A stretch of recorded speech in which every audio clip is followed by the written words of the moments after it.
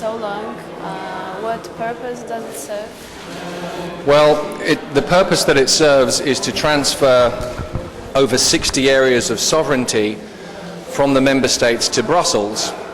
And unfortunately, what it doesn't do is it doesn't provide corresponding accountability back to the citizens whose sovereignty has been transferred. The other thing that it does is it creates a president of Europe, a president of the European Council that will represent you and everybody that's watching this from Europe on the global stage, but this person will never need to ask you or any of us for a vote.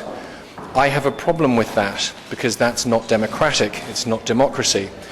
And the European Union is too good, too valuable and precious a thing. It's been at minimum the most successful peace process in the history of the world, but it's been much more than that. And it is disappointing to see a small elite in Brussels grab power very greedily, taking it away from the citizens of Europe, while at the same time not wanting to give us any voice in how Europe makes laws and conducts itself. More than 80% of law now, of new law in every year in every member state, now comes from Brussels. And I don't necessarily have a problem with that. But what I do have a problem with is that the people who are making these rules, that where they are being initiated from, these people are not elected, they're not accountable. I think that the European Union needs to be fixed. I think it needs to be seriously reformed. I think that if we are to have a president of Europe, that person should have to be elected. The Lisbon Treaty was a rewrite of the European Constitution that the French and the Dutch already said no to. Sarkozy, after the French voted no, in his presidential election campaign, he said, in place of the European Constitution, I will deliver instead a mini-treaty. Instead of delivering a mini-treaty, he delivered something that's over 8,000 words longer than the Constitution. So what they did is they said, oh, we have a problem, this is actually longer now. You said it would be a mini-treaty. So they made the type font size smaller, and they closed the line spacing in the document so it was 60 pages shorter. They're taking us for complete idiots, all of us. The people of Poland, the people of Ireland, the people of Britain, the people of France, the people of Latvia, Lithuania, Estonia, Hungary, Bulgaria, Spain, Portugal, Sweden, Denmark and everywhere else.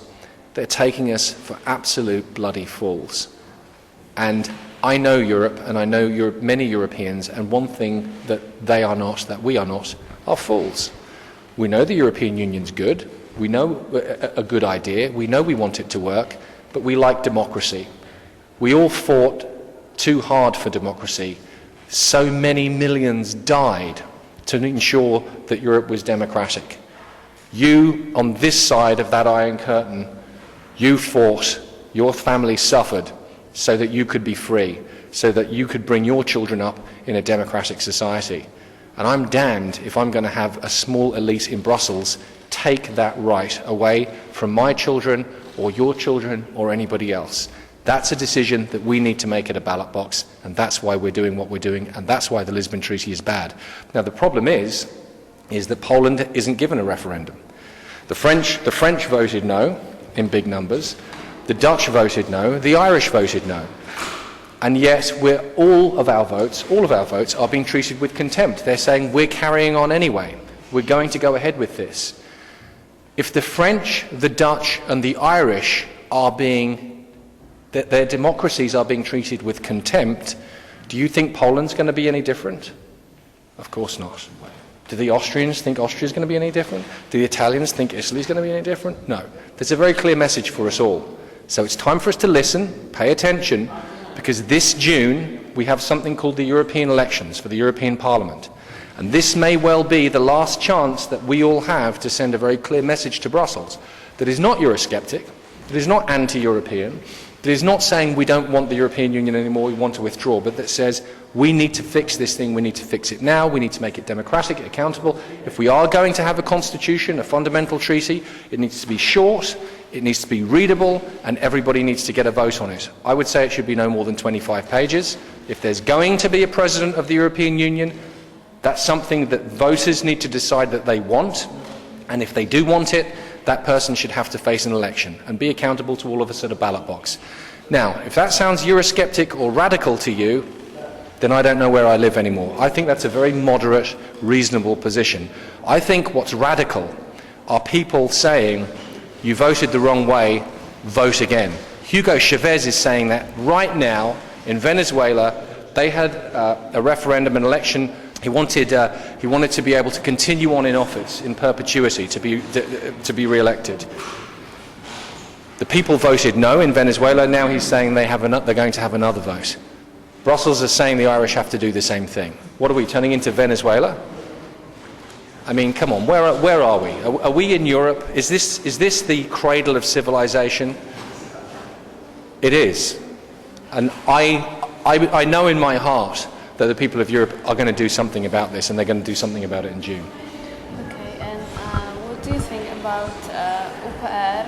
It's a conservative Labour party, and it's anti-European indeed. And what role of workplace can you see in your movement? Well, we're not Libertas is not anti-European, and there are many views, there are many voices across Europe. What we are saying is we want Europe to be democratic. That way, people who are against it, people who are for it, people who are somewhere in the middle, everyone gets to have a say. That's democracy, that's the way it works. So I'm not an anti-European. I don't think I'll ever be anti-European. I certainly hope that the circumstance never arrives. I'd rather be inside the system, inside the European Union, making sure that this thing survives. Because let me put it this way, I mean, when I look at the European Union, I see something that has been at minimum the most successful peace process in the history of the world. If it were just for that reason alone, and that's a huge achievement, it's worth fixing, saving and building upon. But it's been much more than just the most successful peace process in the history, the most successful peace process in the history of the world. It's been much more than that. And so parties or groups that are anti-European, we don't have an awful lot in common with them, but what I think we do have in common with a lot of people, and including people from that perspective, is that they are saying they want a democratic and accountable European Union, and on that I can agree with them.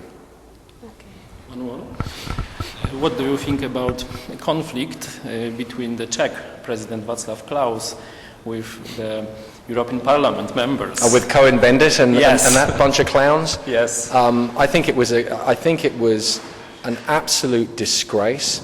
I think it just the sheer arrogance of that event, the sheer arrogance, it's breathtaking. Really, it's breathtaking. That those people go in there to the president of a country, of a sovereign country, and berate him and take control of his castle and tell him who he can and can't take questions from and run the meeting and allow the most outrageous, ridiculous, oppressive questions to be asked. I mean, for Cohen-Bendit, Daniel Cohen-Bendit, if your viewers want to find out who he is, maybe read the book he wrote about himself. A very interesting book. This is a guy that was standing on the barricades, throwing things and at French policemen in 1968, the year I was born. Almost terrorist. You know, I'll say this. When I'm being attacked by Daniel Cohen-Bendit, when he's saying that I must have some foreign agenda or, be somehow working, I'm too friendly with the Americans or anything, when he's attacking me, when he's attacking Václav Klaus, that's a good measure of knowing that you're doing something right. Because he is a very strange individual, very strange, very odd, and he's not a Democrat. Thank you very much. Thank you.